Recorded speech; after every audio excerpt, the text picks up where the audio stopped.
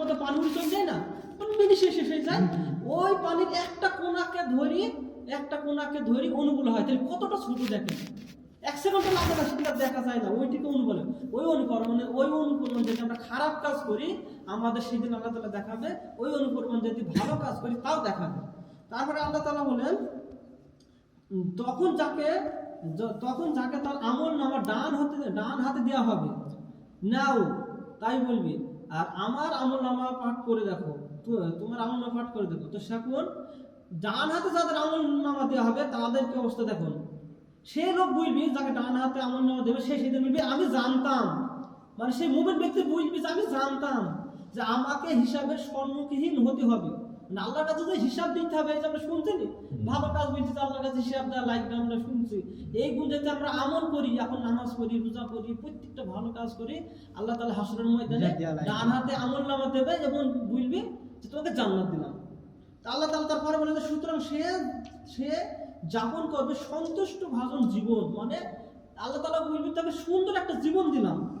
তো সুমহান জান্নাতে, কোথায় দিল? জান্নাতে। ডান হাতে যার আমল নামা যাবে সে কোথায় যাবে? সুমহান জান্নাতে, সে সন্তুষ্ট ভাবে জীবন যাপন করবে। তারপরে আয়াতে আল্লাহ তাআলা বলেন যার ফল রাশি অবনীত থাকবে নাগালের মধ্যে। এর অর্থ হইলো একটা তাবলীগ আলার এলো, আর একটা উপদেশ শুনিলাম যে সেখানে নাকি ফল গাছ উপরেই থাকবে, মানে হাতের নাগালে থাকবে, মনে যে এখন যেইটি চাবে সেইটি সে পেরে খাইতে পাইবে। শুধু তাই না, খাওয়ার সাথে সাথে 70 রকম স্বাদ পাবে। তাইলে বোঝেন আমাদের একটা আম যদি খাই একরকম স্বাদ, সেখানে 70 রকম স্বাদ। তো তারপরে আল্লাহ তাআলা বলেন তাদেরকে বলা হবে পানাহার করো তৃপ্তির সাথে। তাহলে দেখেন আল্লাহ তাআলা বলবেন তৃপ্তির সাথে পানাহার করো। তারপরে আল্লাহ তাআলা বলেন যে তোমরা অতীত দিনে যা করছিলে তার বিনিময়ে। দেখেন আল্লাহ তাআলা কেন ওই তৃপ্তি সহকারে খেতে দিলেন? আমাদের ভালো আমলের বিনিময়ে, নাকি? ওই অন্য যারা কাফের, ইহুদি, খ্রিস্টান, তাদেরকে আল্লাহ কথা বললেন। আল্লাহ বলছে যারা মুমিন, যারা নামাজ কালাম করো, যাদের আমল ভালো, তাদের বলেছে এই কথা।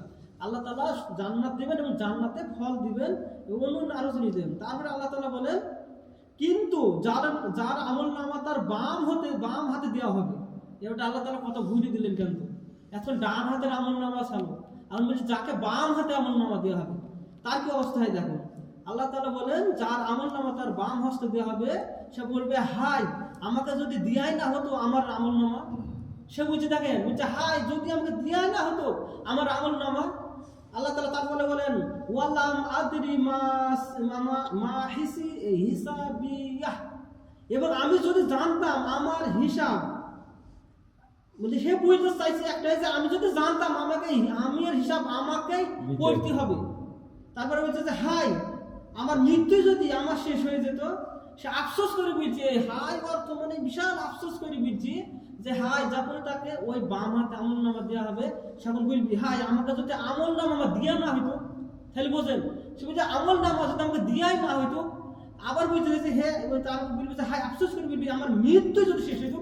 পৃথিবীতে যত মানুষ যত অপরাধ করুক, যত কাজ করুক, মৃত্যু নিজের জীবন দিতে চাইবি বলেন? কেউ দিতে চাইবে না। যত বড় অন্যায় কাজ করুক, সে হাই কার পা ধরবি, কার হাত ধরবি, যে ভাই আমার 10 বিঘা যান আমাকে বাঁচাও, এই কথা বলবি। কিন্তু সে অপরাধ করার কারণে সে বলবি হাই আল্লাহ আমার জীবনটা যদি গলাটা যদি কেটে ফেলতো, আমার মৃত্যু হয়ে যেতে থাকতো, আমার এই আযাবটা ভোগ দিতে পারতাম না। দেখেন আমরা জীবন বাঁচানো নাকি কত কি করছি, কেউ মালয়েশিয়া, সিঙ্গাপুর, কত যাবে, ভারত যাচ্ছে, কিন্তু ওই দিন সে জীবন জিতে যাবে, জীবনটা শেষ করে দাও। কিন্তু কেন? ওই জাহান্নামের আযাবের ভয়ের কারণে।